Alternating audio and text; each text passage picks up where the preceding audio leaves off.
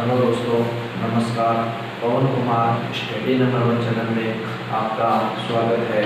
तो दोस्तों, आज है हमारा टॉपिक राजस्थान के लोक देवता। आज है हमारे दोस्तों लोक देवता। लोक देवता दोस्तों, हमने पिछले वीडियो में लोक देवता का पार्ट नंबर पहला पढ़ चुके हैं।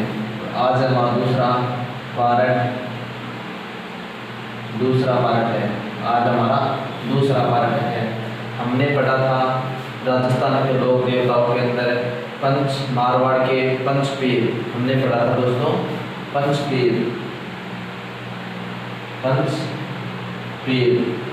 हमने बताया था 5 पंचपीर है हमारे: गोगो जी, रामदेव जी, हड़बू जी, मेहा जी और पापू जी। इन 5 पंचपीरों में से हमने दोस्तों एक पंचपीर पढ़ दिया है। हमने एक पंचपीर गोगा जी को पढ़ दिया था पिछले वीडियो में। दोस्तों, पिछले वीडियो में एक मैंने आपको बताया था कि गोगो जी का विवाह कोल्लूमंड में हुआ था, और वो की कोल्लूमंड आपको मैंने गलती से वर्तमान में पाकिस्तान में बता दिया था। वो ना कि पाकिस्तान में है, वो कोल्लूमंड जो आपको पिछले वीडियो में मैंने बताया था कोल्लूमंड, ये दोस्तों पाकिस्तान में बता दिया था। ये कोल्लूमंड हलोदी जोधपुर के अंदर स्थित है। हलोदी जोधपुर के अंदर स्थित है। और जो पाकिस्तान में बताया वो आज हम पढ़ेंगे बाबू जी का वीडियो, जो दूसरा पंचपीर है। तो उनका ससुराल अमरकोट के अंदर है, जो कि वर्तमान में पाकिस्तान में है। तो दोस्तों, ये काल गलती से बता दिया था। तो आज हम पढ़ेंगे दोस्तों दूसरा पंचपीर पढ़ेंगे हम बाबू जी। दूसरा पंचपीर पढ़ेंगे दोस्तों हम बाबू जी। एक पंचपीर हमने पढ़ लिया था जो कि गोगो जी, ये हमारा दूसरा पंचपीर है। दोस्तों, पंचपीर बाबू जी का उपनाम है। जैसे एक उपनाम है इनके प्लेग रक्षक देवता,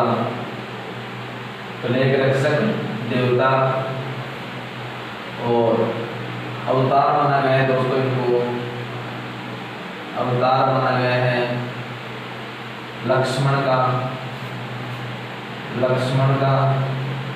और इनके उपनाम है वचन पुरुष,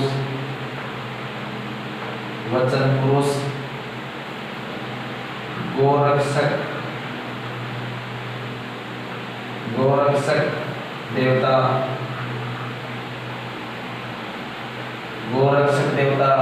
वचन पुरुष, अवतार लक्ष्मण का बताया है, प्लेग रक्षक देवता।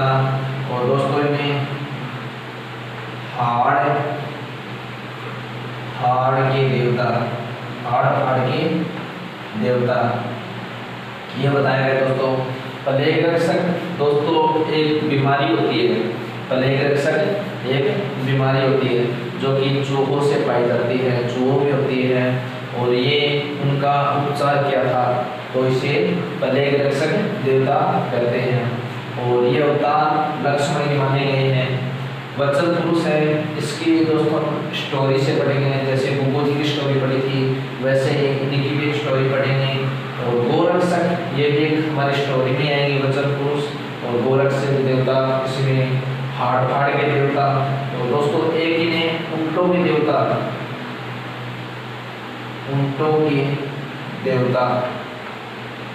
इन्हें दोस्तों ऊंटों के देवता क्यों कहा गया है? ऊंटों को देवता दोस्तों बाबू जी को इसलिए कहा गया है कि हमारे मारवाड़ राजस्थान के अंदर जो ऊंट,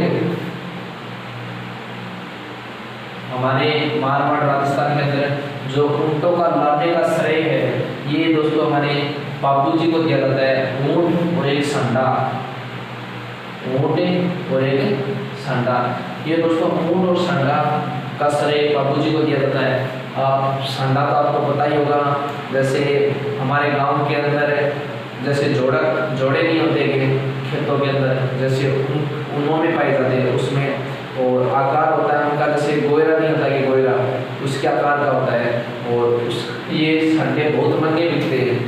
संडे बहुत महंगे बिकते हैं और इस संडों का तेल भी आता है, जैसे अखबार में दिया था संडों का तेल, जैसे जापानी तेल, उसी तरह का भी तेल आता है और बहुत महंगा बिकता है। और ये दोस्तों बापूजी भी बहुत ऊँट रखते थे, बहुत ऊँट रखते थे और इनकी जो देखभाल करता था, ऊँटों की देखभाल वो करता था दोस्तों हड़मल, वो करता था हड़मल। जो बापूजी ऊँट रखते थे और जिनकी देखभाल करता था वो है दोस्तों हमारे हड़मल, ये इनकी ऊँटों की देखभाल करता था।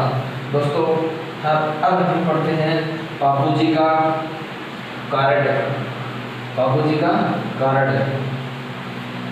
तो दोस्तों बापूजी का जन्म हुआ था, बापूजी का जन्म हुआ था 1239 ईस्वी के अंदर। बापूजी का जन्म हुआ था 1239 ईस्वी के अंदर। दोस्तों इनका जन्म हुआ था 1239 ईस्वी के अंदर और कोल्लू मंड जो कि पड़ता है हलोदी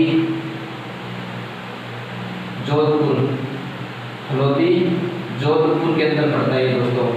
तो दोस्तों बापूजी का मेला भी पड़ता है, वो मेला पड़ता है दोस्तों चैत्र अमावस्या को, चैत्र अमावस्या को इनका मेला पड़ता है, वो पड़ता है चैत्र अमावस्या को। इनके पिता का नाम है दोस्तों, पिता का नाम है धनदर जी राठौड़। इनके पिता का नाम दोस्तों धनदर जी राठौड़ और इनकी माता का नाम है, इनकी माता का नाम है दोस्तों, इनकी माता का नाम है केलम दे। और दोस्तों इनकी पत्नी का नाम है,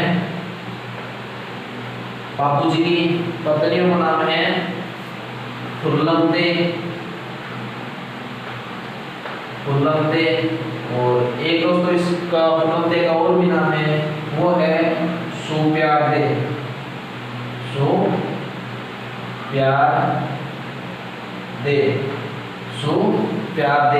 ये दोस्तों सुप्यार दे थी अमरकोट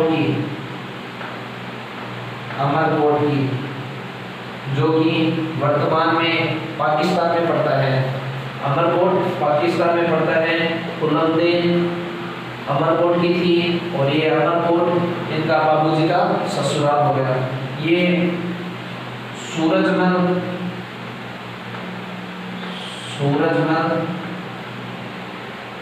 सोटा की पुत्री थी। ये फुल्लम दे ये सूरजमल सोटा की पुत्री थी जो कि अमरकोट के अंदर थी। दोस्तों इनका चिन्ह है बाला, बाबूजी का चिन्ह है बाला। दोस्तों इनकी जो फट मांसी जाती है, बाबूजी की फट मांसी जाती है, वो मांसी जाती है बोपो द्वारा मांसी जाती है। और इनके जो भगत होते हैं, बापूजी के भगत होते हैं, वो होते हैं दोस्तों, वो होते हैं भगत इनकी रेपारी या रायका। ये एग्जाम में पूछ भी दिया था, बापूजी के भगत है तो रेपारिया रायका इनकी फड़की के द्वारा बचाई जाती है, तो ये हो जाएगा दोस्तों बोपो द्वारा। दोस्तों हम स्टोरी पढ़ते हैं, बापूजी की स्टोरी पढ़ते हैं। जन्म कारण इनका पढ़ दिया और अब इनकी एक स्टोरी पढ़ते हैं। इन्हें वचन पुरुष क्यों कहा जाता है, गोरक्षक क्यों कहा जाता है? तो दोस्तों बापू जी की एक बहन थी, बापू जी की एक बहन थी जिसका नाम था सोनबाई।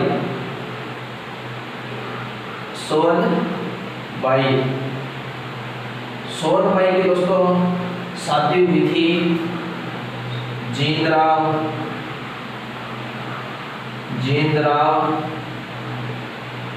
खिंची के साथ। जींदराव खिंची के साथ। ये जींदराव खिंची था जायल, जो कि नागौर में पड़ता है। जायल नागौर में पड़ता है। ये जायल के जींदराव खिंची थे और इनकी शादी हुई है सोनबाई बापू जी की बहन के साथ। इनके 2-3 साल के बाद, इनकी सोनबाई के 2-3 के शादी के साथ के बाद, जैसे 2-3 साल हुए, उनके बाद जींदराव खिंची का एक छोटा भाई था, तो उसकी इन्होंने शादी मार दी। और शादी होने वाली थी, तो शादी में आपको पता है बहुत काम होते हैं, काम बहुत ज़्यादा हो जाते हैं, कभी उधर जाना कभी उधर जाना। तो जींदराव खिंची अकेले थे घर में काम करने वाले। तो सोनबाई ने जींदराव खिंची को कहा कि आप क्यों ना बापू जी को बुला लो, जो कि आपके काम में सहयोग करेंगे। और जींदराव खिंची ने सोनबाई की बात मान के जींदराव बापू जी को बुला लिया था। बापू जी को कहाँ बुला लिया? जायल नागौर में बुला लिया था और उनकी शादी में बुला लिया। बुला के बोले ये तो दे स्कूटी की चाबी, और शादी में जैसे कार्ड नहीं होते, बोले ये पहले तो ये कार्ड बांट सारे, और कार्ड बांटने के बाद जो भी मार्केट के अंदर सामान लाना है, ले जाना है, वो सब तुम्हें ही करना है। तो उसने बाइक की चाबी दे दी और सारे काम बाबू जी को सौंप दिया। तो रसोई घर में जैसे सारे काम मार्केट में और है, तो उसमें दूध की भी ज़रूरत होती है, दूध की भी ज़रूरत होती है। और दूध की डेयरी थी वहाँ जायल नागौर के अंदर, वो थी सरस दूध की डेयरी। ये लो सरस दूध की डेयरी। इसकी दोस्तों मालकिन थी, इसका मालिक था वो था देवल चारणी। ये कौन था?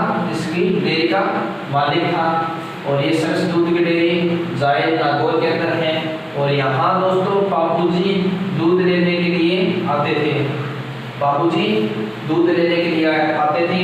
दोस्तों देवल चारणी के पास एक घोड़ी भी थी, देवल चारणी के पास एक घोड़ी भी थी जिसका नाम था केसर कालवी। ये घोड़ी भी थी इनके पास। दोस्तों बताते हैं कि ये केसर कालवी घोड़ी थी, ये काली घोड़ी थी, लेकिन उस टाइम पीएचडी कर रखी थी, बहुत समझदार थी। रंग इसका काला था लेकिन समझदार थी। दोस्तों ये बताते हैं कि जींदराव खिंची ने भी देवल चारणी से ये घोड़ी मांगी थी, लेकिन देवल चारणी ने जींदराव खिंची को ये घोड़ी नहीं दी। दोस्तों बापू जी शादी में आए हुए थे, और पता आपको ब्याह शादी में दूध भी चलता है, सब मार्केट के अंदर दूध और सब सामान लेने के लिए बापू जी को कहा गया था। तो बापू जी यहाँ आते हैं दूध लेने के लिए डेयरी के अंदर, जिसकी मालिक थी देवल चारणी। दोस्तों यहाँ देवल चारणी से दूध लेने के लिए आते हैं, तो इनकी जान पहचान हो गई और ये दूध ले जाते थे। जैसे ही जींदराव खिंची का छोटा भाई था, उसकी शादी हुई, और शादी होते ही कुछ दिनों के बाद जैसे बाबू जी कहाँ जाने लगे? कोल्लूमंड। तो बाबू जी कोल्लूमंड अपने गांव जाने लगे, तो देवल चारणी से मिलने के लिए गए, देवल चारणी से मिलने के लिए गए कि मैं अपने गांव जा रहा हूँ, और मिलते हुए जा रहे थे। तो देवल चारणी ने इनको दे दी केसर कालवी घोड़ी दे दी उपहार के रूप में। और इसने वचन मांगा, केसर कालवी ने एक वचन मांगा कि ये घोड़ी मैं आपको दे दूंगी, ये घोड़ी मैं आपको दे दूंगी, लेकिन आप मेरे को वचन दो कि जब भी मेरे पास गायों पर कोई संकट आएगा। देवल चारणी डेयरी के अंदर बहुत सारी गायें रखते थे, तो उसने बाबूजी से वचन मांगा कि जब भी मेरी गायों पर वचन संकट आएगा तो आप मेरे को वचन दो कि आप उसको संकट को टालोगे या मेरी सहायता करोगे। तो बाबूजी ने कहा आई एम प्रोमिस कि मैं आपके गायों पे संकट आएगा तो मैं सहयोग जरूर करूँगा और आपकी गायों को संकट टाल दूंगा। तो दोस्तों ये इनको दे दी, ये बाबूजी को ये घोड़ी दे दी।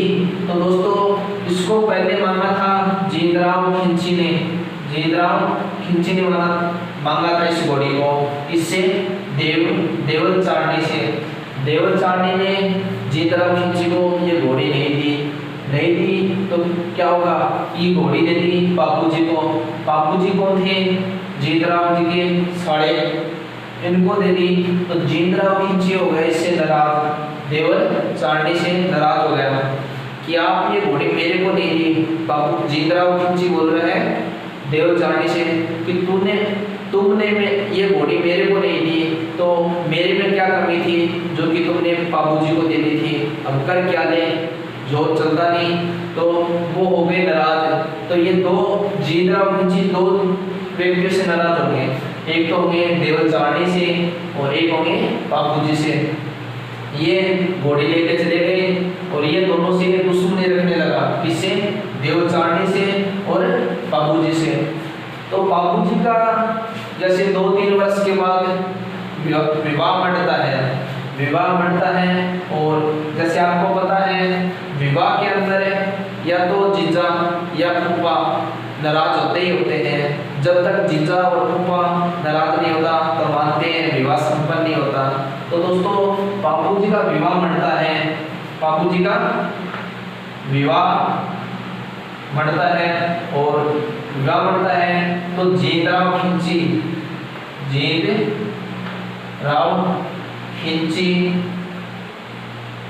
इनके विवाह में नहीं जाता। जींदराव खिंची बाबूजी के विवाह में नहीं जाता। ये कहाँ जाते हैं विवाह करने के लिए, अमरकोट जाते हैं। किसके साथ, खुल्लम दे या सुप्यार दे ये जाते हैं अमरकोट खुल्लम दे या सुप्यार दे के साथ विवाह करने के लिए।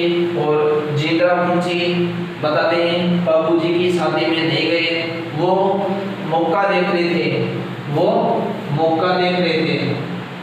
नहीं कहते कि मौका सौका लगेगा तो फिर आऊंगी, वो मौका देख रहे थे कि कब बाबूजी विवाद में जाएं और वो देवल चारणी की गायों को चुराने का मौका देख रहे थे जींदराव खिंची कि बाबूजी चला जाएगा विवाह करने के लिए और देव चारणी की गायों को चुराया जाएगा।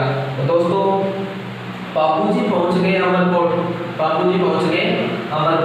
वहाँ दोस्तों बाबूजी का उसने किस काल में वो देवल चारणी ने बाबूजी को घोड़ी देते वक्त एक वचन मांगा था और उसने कहा था कि जब भी मेरी घोड़ी पे कोई संकट आएगा तो आप मेरी रक्षा करना। लेकिन बाबूजी ने कहा, आप बोला था तुम्हारी गायों पर संकट आएगा तो मुझे पता क्या चलेगा। तो देवल चारणी ने कहा कि मेरी गायों पर जब भी संकट आएगा तो मेरी घोड़ी हिनहिनाने लगेगी। तो बाबूजी ने कहा तो ठीक है। तो बाबूजी घोड़ी ले जाते हैं और विवाह करने के लिए वो चले जाते हैं अमरकोट। बाबूजी कहाँ चले जाते हैं, अमरकोट, खुल्लम दे सुप्यार दे से विवाह करने के लिए। वहाँ प्रोग्राम चल रहा था और यहाँ देवल चारणी की घोड़ी को जींदराव खिंची ने चुरा लिया था। तो दोस्तों वो बताते हैं कि घोड़ी हिनहिनाई भी थी, 2-4 में हिनहिनाई। देवल चारणी यहाँ उसकी प्रतीक्षा कर रही थी बाबूजी की कि आएंगे, लेकिन वहाँ बाबूजी की शादी का प्रोग्राम चल रहा था, स्टेज प्रोग्राम।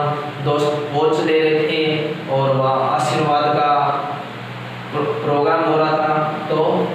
बाबूजी को पता नहीं चला। अब 12 घड़ी घोड़ी इन्हें ना हो, बाबूजी को क्या पता चलेगा। तो देवचारणी ने 2-4 घंटे तो बाबूजी की प्रतीक्षा की कि वो आए। 2-4 घंटों के बाद बाबूजी देवचारणी ने अपनी स्कूटी निकाली और सीधी पहुंच गई वो अमरकोट। सीधी पहुंच गई वो स्कूटी निकाली और अमरकोट। वहां देखा कि बाबूजी तो वहां देवचारणी पहुंची और उसने देखा कि बाबूजी तो फेरे ले रहे हैं। बाबूजी फेरे ले रहे हैं किससे? फुलंदे सुप्यारदे के साथ। देवचारणी पहुंची और बाबूजी को कहा कि आप यहाँ फेरे ले रहे हो। फेरों के अंदर बैठे थे बाबूजी कि आप यहाँ फेरों के अंदर बैठे हैं और वहाँ आपके जीजा जींद्राव खिंची ने मेरी गायों को चुरा लिया है और आप यहाँ फेरे ले रहे हो। तो मेरी आपने वचन किया था कि मैं आपका सहयोग करूँगा। तो बाबूजी ने कहा बस 10 मिनट रुक जाओ, आप 10 मिनट रुक जाओ। 10 मिनट की बात है, फेरे पूरे हो जाते हैं और मैं आपकी गायों को छुड़वा लाऊंगा। लेकिन देवचारणी ने नहीं माना। लेकिन वो बाबूजी जिद करे एक फेरा ले लेते हैं। देवचारणी ने देखा बाबूजी तो फेरे ले रहे हैं और मेरी गायों को चुरा लिया गया है। तो वो थोड़ी सी जैसे गलत शब्दों में बोलने लगी देवचारणी बाबूजी को। लेकिन फिर भी वो सुनते बाबूजी ने दूसरा फेरा भी ले लिया था। तो आप ये बताओ मेरे को, फेरे कितने होते हैं? शादी के अंदर फेरे कितने होते हैं? तो दोस्तों फेरे होते हैं 4 और वचन होते हैं 7। लड़का लड़की से वचन करता है अगर इसके सामने, अग्नि के सामने, कि आज के बाद जो भी है मेरी यही है, काली है पीली जो भी है ये मेरी है। आज से ये इसी का रहूँगा, मैं किसी की ओर मुँह नहीं बढ़ूंगा। और यही लड़की लड़के के साथ वचन करती है कि आज के बाद काला पीला जो भी है यही है, मैं इसके अलावा किसी दूसरे को नहीं कहते। वचन होते हैं 7, फेरे होते हैं 4। तो दोस्तों बाबूजी ने 2 फेरे ले लिए थे। फिर देवचारणी को आया गुस्सा। देवचारणी और थोड़ी भड़की और थोड़ा गलत बोलने लगी। लेकिन फिर भी बाबूजी ने सुनते तीसरा फेरा भी दे दिया था। फेरे कितने हो गए? 3। फेरा बचा 1। फिर देवचारणी को आया गुस्सा। देवचारणी आदमियों की तरह निकालने लगी गाल, ऐसे करके कुछ गाल निकालने लगी, गंदी बोलने लगी। तो बाबूजी ने चौथा फेरा लिया और बाबूजी ने चौथा फेरा आधा ही दिया। और वो बताते हैं, स्टोरी आती है कि बाबूजी ने चौथा फेरा आधा लिया। 3 तो लिए साथ थे, चौथा लिया आधा। कितने हुए? 3.5 फेरे। 3.5 फेरे हो गए। 3.5 फेरे लिए और बताते हैं कि बाबूजी देवचारणी की गायों को बचाने के लिए चले गए। आप मेरे को कमेंट करके ये बताना कि जो बाबूजी को मानते हैं वो कितने फेरे लेते हैं। उसने 3 फेरे लिए, बाबूजी ने 3 साफे लिए और 1 आधा लिया। और बताते हैं कि वो देवचारणी की गायों को बचाने के लिए चले गए। एक गांव आता है दोस्तों, देंचू गांव आता है और ये पड़ता है दोस्तों, देंचू गांव हलोती जोधपुर के अंदर है। यहाँ दोस्तों देंचू के अंदर बाबूजी ने अपने जीजा के साथ युद्ध करते हुए वीरगति को प्राप्त हो गए और बाबूजी ने अपना वचन निभाया देवचारणी को कि गायों को छुड़ाते हुए वीरगति को प्राप्त हो गए। और दोस्तों ये बाबूजी के साथ इनके 2 सहयोगी थे, सांदा और एका डेम्बा, ये तो इनके सहयोगी थे, ये भी शहीद हो गए। देंचू गांव के अंदर जो कि लोधी जोधपुर में पड़ता है, वहाँ शहीद हो गए। और देवल चारणी की गायों को छुड़वाते हुए वो वीर गति को प्राप्त हो गए। उन्होंने अपना वचन निभाया और वचन पूरा किया और देवल चारणी की गायों को छुड़वा दिया और अपने जीजा के साथ युद्ध करते हुए उनकी मृत्यु हो गई। वो बताते हैं दोस्तों, इनका एक भाई है बुट्टन जी, जैसे बुट्टो जी बोलते हैं इसको, बुट्टो जी या बुट्टन जी, बुट्टो जी या बुट्टन जी। इसका एक बुट्टन जी किसके भाई हैं? बापू जी के। इनका एक बुट्टन जी का पुत्र है रूपनाथ या इसे एक नाम से और बोलते हैं झरडादी, रूपनाथ या झरडादी। बताते हैं कि रूपनाथ के बाबूजी कौन लगे? चाचा। ये इसने रूपनाथ जी ने और चाचा की मृत्यु किसने की? जींदराव खिंची ने की थी। तो रूपनाथ ने जींदराव खिंची की हत्या कर दी थी और हत्या करके वो राजस्थान छोड़ के चले गए थे। रूपनाथ जी को भी पता था कि जींदराव खिंची का भी कोई सहयोगी होगा जो कि मेरी भी हत्या कर सकता है, तो वो राजस्थान छोड़ के चले गए और वो चले गए थे हिमाचल चले गए थे। दोस्तों एग्जाम में क्वेश्चन आता है कि राजस्थान का वह कौन सा लोक देवता है जो हिमाचल के पर्वत पर बालकनाथ